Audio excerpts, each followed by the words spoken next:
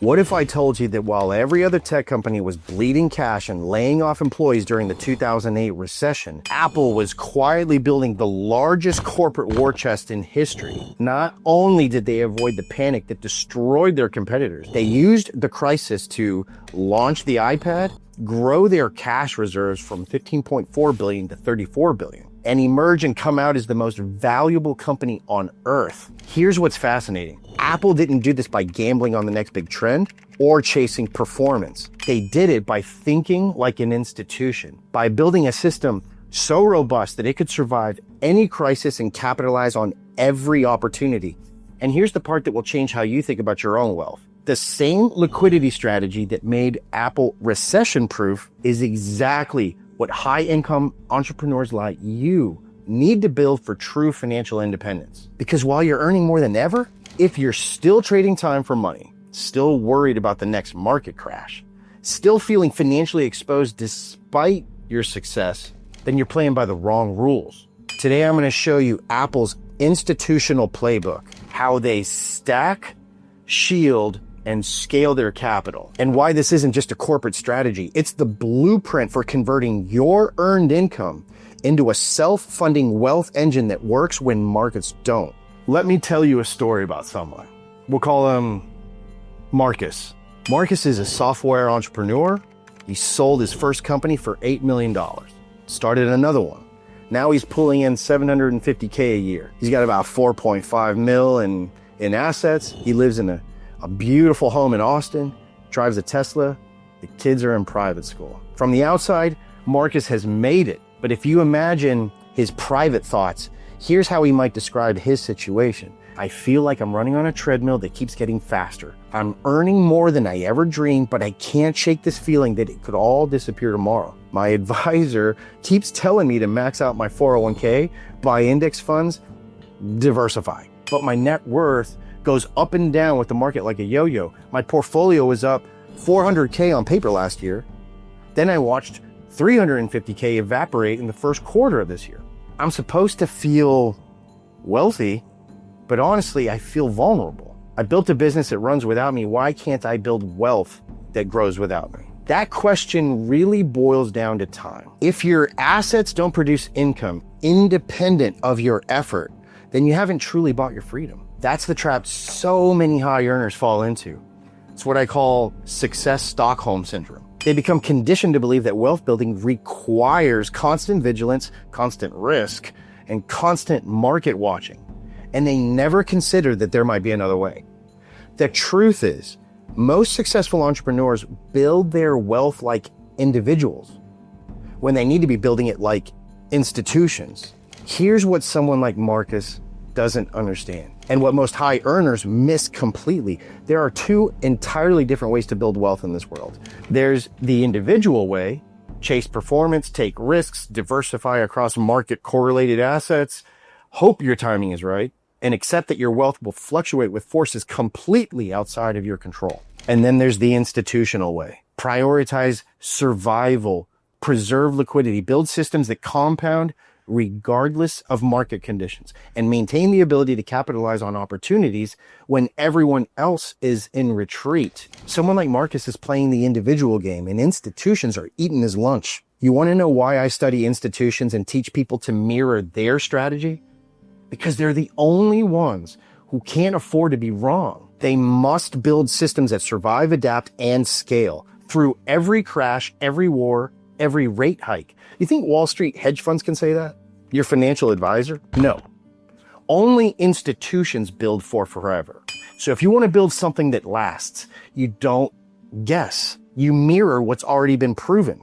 Look at what happened during 2008. While individual investors were losing 40% of their portfolios, while hedge funds were collapsing, while financial advisors were telling their clients to stay the course as their accounts got decimated, Apple wasn't just surviving, they were thriving. They weren't playing defense, they were playing offense. They didn't cut R&D, they increased it. They didn't lay off employees, they kept hiring. They didn't retreat from innovation, they doubled down on it. And here's the kicker. They funded this entire strategy without touching their core reserves. They used their liquidity position to negotiate better supplier deals, to lock in component pricing and to maintain their competitive advantage while their competitors scrambled. That's not luck. That's not even genius. That's institutional thinking. Now, you might be thinking, Chris, I'm not Apple. I don't have $200 billion laying around. But here's what I realized studying Apple's strategy. The dollar amount doesn't matter. The structure does. Apple didn't start with $200 billion. They started with a simple principle. Never spend your reserves when you can leverage them instead. Even when Apple had $145 billion in cash, they chose to borrow $17 billion at 4% interest to fund share buybacks rather than spend their cash directly. Why? Because that cash was working for them, and it was compounding quietly, and it was staying liquid for the next opportunity. They understood something most individuals never learn. Your wealth isn't just about how much you've got. It's about how that wealth is structured. The problem isn't that you're not smart enough or successful enough to build lasting wealth. The problem is you've been taught to build wealth like it's 1985, when the game is completely changed. You've been told to diversify across asset classes that all move together when crisis hits. You've been told to accept volatility as the price of returns.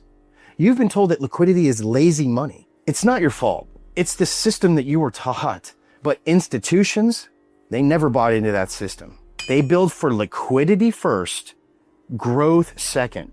They prioritize access over optimization. They understand that having 100 grand you can deploy immediately is far more valuable than having 150 grand locked up in assets you can't touch without taking a loss. That's exactly why I created the war chest principle. I'm Christopher Hemmert, and I founded this system after working with high-income entrepreneurs who were doing all the right things, yet still felt incredibly financially vulnerable. What I realized was they didn't need more performance. They needed a system that was designed to last. I studied how the largest institutions in the world, banks, insurance companies, endowments, sovereign wealth funds, how they structure their capital, not for maximum returns, but for maximum survival and opportunity. And I discovered that the same principles that allow a $500 billion institution to weather every crisis can be scaled down and applied to individual wealth building. The war chest principle exists to help people like you think like an institution, so you can finally reclaim your time, protect your capital, and create something that survives you. It's not about replacing what you're doing. It's about restructuring how you're doing it. Now you might be thinking, this sounds complicated. Don't I need a family office, a team of advisors, complex structures? Here's what's beautiful about Apple's approach and what makes it accessible to you. Apple didn't outsource their liquidity management to external parties. They built it in-house with a small elite team through Brayburn Capital, their internal hedge fund that managed over $121 billion by 2012. But the strategy itself, elegantly simple. They kept their cash in safe, liquid instruments, government bonds, high-grade corporates, cash equivalents, nothing exotic, nothing that required a PhD to understand. When they needed capital for opportunities, they didn't sell assets or disrupt their assets' compounding.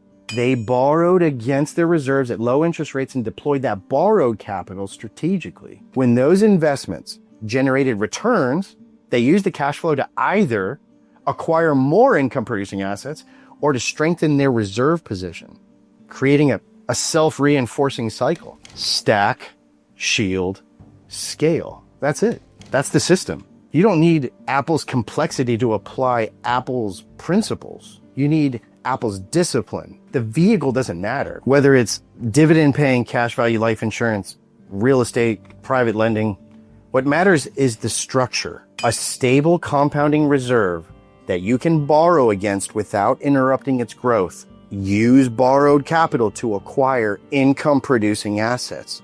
Cash flow is reinvested to acquire more assets or strengthen the reserve. Simple, repeatable, scalable.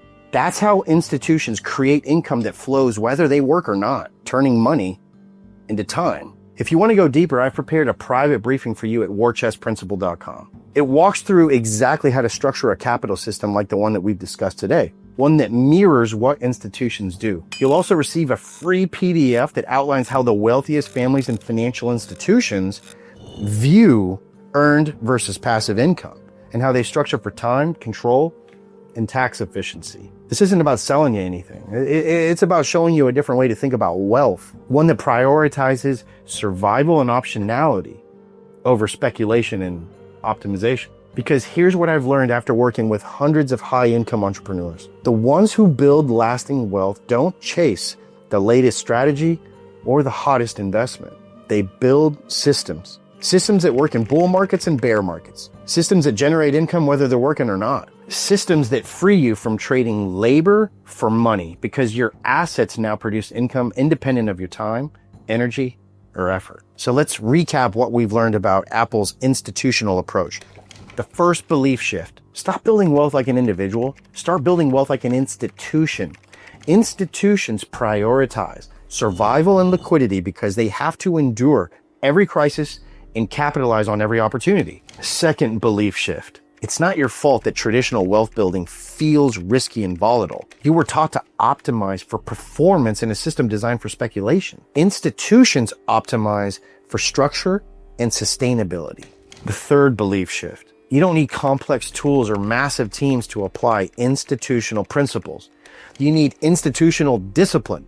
Stack reserves, shield through leverage, scale through reinvestment. Apple proved that the best offense during a crisis is a strong liquidity position. While others cut costs and retreated, Apple invested their way through the downturn, launching revolutionary products, maintaining innovation, and emerging stronger than ever. The same principle applies to your personal wealth.